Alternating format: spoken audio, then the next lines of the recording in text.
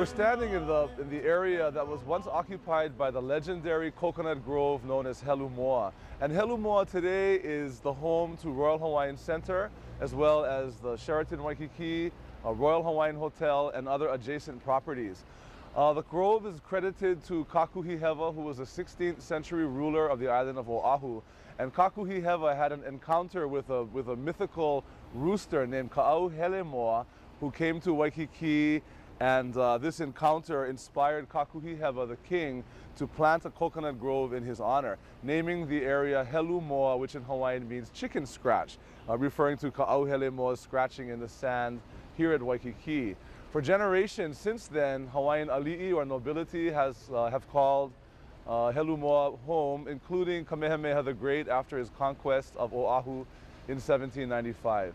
Most recently, in the 1880s, Princess Bernice Pauahi, Kamehameha's great-granddaughter, had a home here at Helumoa, and this is where she spent the last years of her life.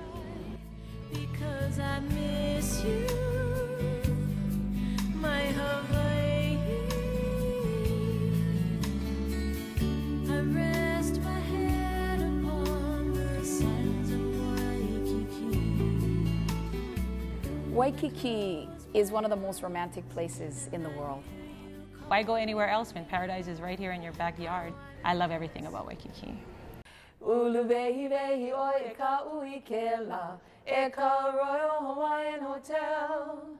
Ahena nila ke hulali nei, ahena ni maoli no. There was a time when there were just 2 hotels here in Waikiki, and people were discovering Hawaii, and the music and the sounds of the ocean. As you're listening to music in the Monarch Room and you can see Diamond Head and you can hear the ocean, I think it just adds to the whole feeling of how beautiful and romantic this place is. The people that came to Hawaii in that time were fairly affluent. They had to take a ship to come. That's like 4.5 to 7 days aboard a ship. Then they'd stay here for a period of time, rather extended. You know, the Royal Hawaiian Hotel, from its very beginning through World War II, was recognized as being special, and by virtue of the title, Royal Hawaiian Hotel. It had certain kinds of expectations of even the guests. For example, if you came to the Royal, be you from locally or be a hotel guest, if you went to the Monarch Room, you had to wear a coat and tie. Ladies came in with their nice evening gowns and with their furs, and it was just wonderful. In 1963, when I first started at this beautiful Royal Hawaiian Hotel, I started here in this Monarch Room as a busboy. I had the opportunity and the privilege of working with a lot of the seasoned wait staff that were here from when the hotel was first opened. Miss Haunani Kahalavai, who performed on this beautiful, in this Monarch Room, she performed a beautiful show here for our guests that was dining. We had an orchestra, the Phil Ingalls Orchestra, that performed here for dancing. It was dancing before the show, and when Haunani was done with her show, they continued the dancing in the Monarch Room. Miss Amaviri, when she graced the stage, the Monarch Room stage, she had a golden voice that people remembered her from in the past, and she even sang with the Philharmonic Orchestra in New York, and everyone just loved her style of singing.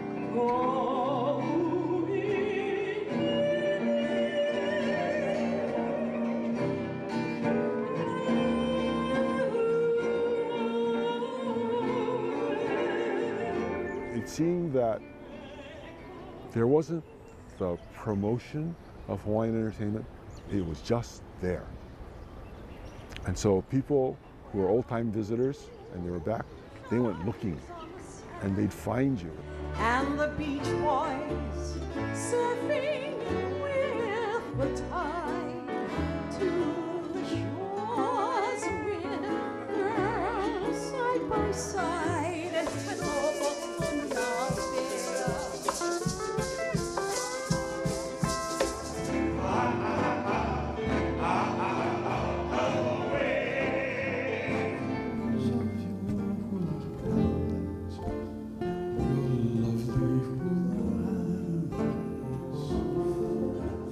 You know, it's really an honor to be able to play here in the Monarch Room. I remember as a child visiting from Hilo and coming to this hotel, and it was like a palace, you know. I think it still is. It's magical. And the history here, the musicians who've played here, the people who visited here, you know, they still walk here. You can feel their souls in this place. And so it's such an honor to be able to play here. It's like the Carnegie Hall of Hawaii. What is it about Hawaii that people love so much? And what is it about Waikiki specifically that draws them here? And I wrote a song called Strolling on the Beach at Waikiki, which is a feature of this new Romantic Waikiki show. And it just talks about how good it feels to be in this place. Take your shoes off, smell the ocean air, walk the beach, stroll the shops and the streets, and get a sense of what Hawaii is today and what Hawaii was 50 years ago. I like to be barefoot, carefree, strolling on the beach at Waikiki.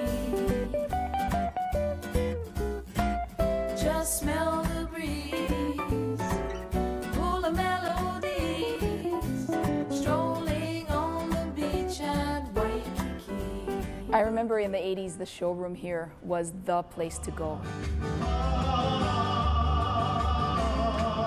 The Brothers Casimiro opened at the Monarch Room of the Royal Hawaiian Hotel on September 6, 1982. It was Roland's birthday. My birthday. It felt great, first of all, especially to be playing at the Grand Lady at the Royal Hawaiian. You know, I remember walking the beaches and watching the shows, and when we played with my mom, just to play a small party here was like, wow, great. But to be the headliners of the Monarch Room, it was the best.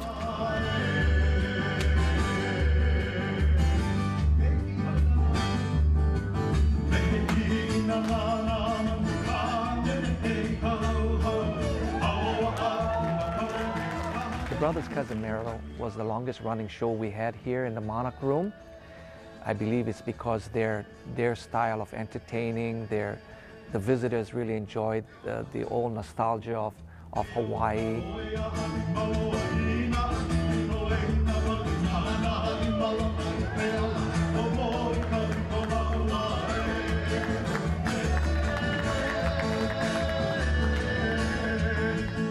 When we would come to Waikiki, and almost on every corner, you would hear Hawaiian music. So you could pretty much go from one end of Waikiki to the other and just kind of stop in and listen to all the different musicians performing. Everyone knew that Waikiki was someplace special. Playing here at the Monarch Room, it just wasn't, and every night just playing a couple of songs. It became a show thing that, for me, I think it taught Robert a lot about making shows.